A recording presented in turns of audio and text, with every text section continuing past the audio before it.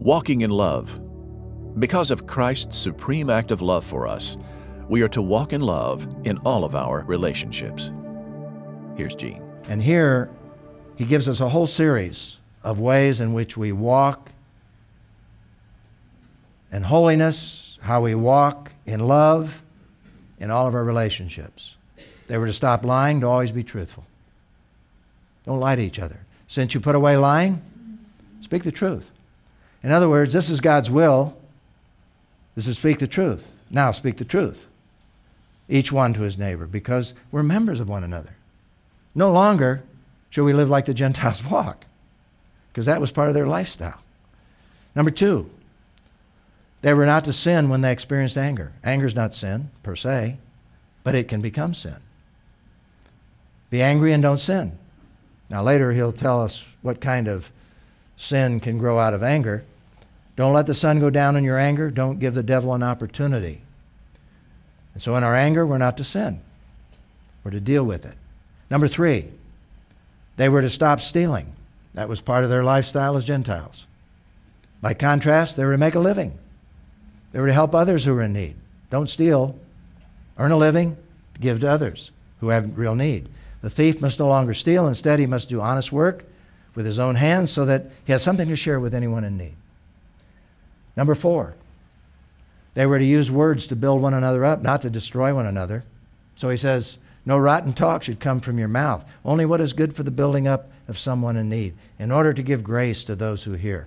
God has given us words to build each other up.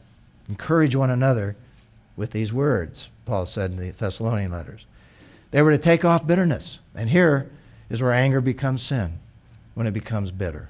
Let the sun go down on wrath, it becomes bitterness. That's sin. They were to take off bitterness, anger, wrath, insult, slander, all wickedness. And here he says, and don't grieve God's Holy Spirit who sealed you to the day of redemption. There he goes back again to Ephesians 1, where he says you've been, in your calling, sealed by the Holy Spirit. So don't grieve him by continuing to walk like the Gentiles walk. He also goes on to say they were to put on kindness. Take off, put on. They were to put on kindness, compassion, forgiveness. And be kind and compassionate to one another, forgiving one another, just as God also forgave you in Jesus Christ. This is what it means to walk in love. They were not to grieve the Holy Spirit who sealed them for the day of redemption. Don't grieve the Holy Spirit. Repetition there, but very important truth. Now, how does Paul's exhortation to walk in love correlate with his explanation of the works of the flesh and the fruit of the Spirit in his letter to the Galatians? I would simply ask you to go back and review Principle 10 in Galatians that we covered a week ago, and you'll find that in Galatians chapter 5, he talks about the fact that the works of the flesh are obvious. And one of the first ones is sexual immorality, then moral impurity, then promiscuity, and then idolatry and sorcery and hatreds, selfish ambitions and angers and dissensions. What he's saying is, don't live that way any longer. Rather, put on Christ, reflect the fruit of the Spirit, which is love.